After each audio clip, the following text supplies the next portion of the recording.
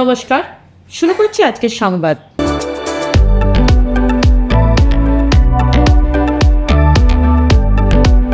রাজ্য সরকার প্রদত্ত বিভিন্ন সরকারি প্রকল্পের সুবিধা পেয়ে সাধারণ মানুষ কিভাবে উপকৃত হচ্ছেন তার উপর নির্মিত তথ্যচিত্র লক্ষ্মী এলো ঘরে প্রদর্শিত হলো শহরের 29 নম্বর ওয়ার্ডে।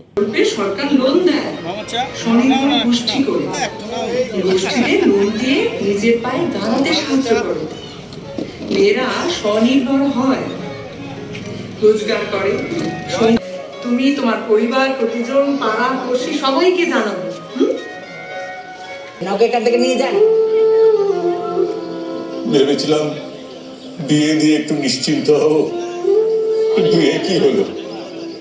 ঠাকুর, এতে তুই আমাকে নিলে না কেন? স্থানীয় নারকেল বাগান এলাকায় ওয়ার্ডের বিশেষ করে মহিলাদের উপস্থিতিতে এই তথ্যচিত্র প্রদর্শিত হয়।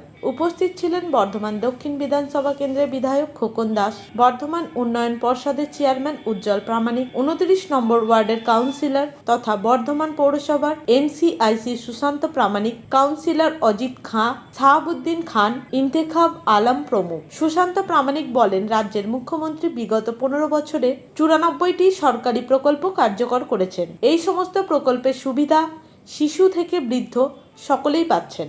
এই প্রকল্পের সুবিধা পাওয়ার ফলে সাধারণ মানুষ কতটা উপকৃত হচ্ছেন সেটাই এই লক্ষ্মী এলো ঘরে তথ্যচিত্রে তুলে ধরা হয়েছে। এর মধ্যে দিয়ে সাধারণ মানুষের কাছে সরাসরি প্রকল্পের কার্যকারিতার দিকটি তুলে ধরা হচ্ছে।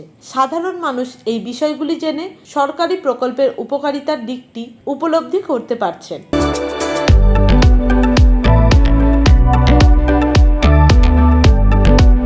এবারে রাজ্য বাজেটে লক্ষ্মীর ভাণ্ডার প্রকল্পে 500 টাকা বৃদ্ধি হয়েছে। 2026-এর বাজেট পেশ করার সময় এই অর্থ বৃদ্ধির কথা জানানো হয় বিধানসভায়। মুখ্যমন্ত্রী মমতা বন্দ্যোপাধ্যায় বাংলার মা বোনেদের কথা চিন্তা করে তাদের আর্থিকভাবে স্বাবলম্বী করে তোলার লক্ষ্যে এই অর্থ বৃদ্ধি করেছেন বলে দাবি তৃণমূল নেতৃত্বের। আর তার জন্যই পূর্ব বর্ধমান জেলার খণ্ডঘোষ ব্লকের বেড়ুগ্রাম অঞ্চলে তৃণমূল কংগ্রেসের উদ্যোগে এটি মিছিল করা হয়। এই মিছিল থেকে মুখ্যমন্ত্রী মমতা বন্দ্যোপাধ্যায়কে ধন্যবাদ জ্ঞাপনের পাশাপাশি রাজ্য সরকারের এই প্রকল্পের সাফল্য কামনা করা হয়। এ প্রসঙ্গে ব্লক তৃণমূল কংগ্রেসের সভাপতি তথা পূর্ব বর্ধমান জেলা পরিষদের অধ্যক্ষ অপার্থিব ইসলাম বলেন, এদিনের এই মিছিল একটি উৎসবের রূপ নেয়। মিছিলে এলাকার মা বোনেরা স্বতঃস্ফূর্তভাবে অংশগ্রহণ করেছিলেন। তাদের মধ্যে যে আনন্দ ও উচ্ছ্বাস ফুটে ওঠে সেখান থেকেই বোঝা যায় মুখ্যমন্ত্রী মমতা বন্দ্যোপাধ্যায়ের প্রতি তাদের আস্থা ও বিশ্বাস কতটা। আমরা আশা রাখি আগামী বিধানসভা নির্বাচনে খণ্ডঘোষ সহ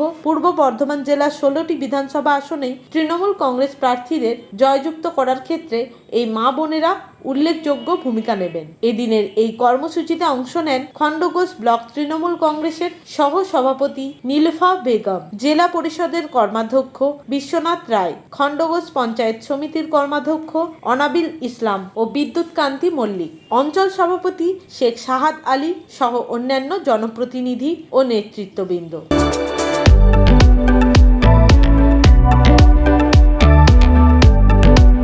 আজকের সংবাদ এই পর্যন্ত। নমস্কার।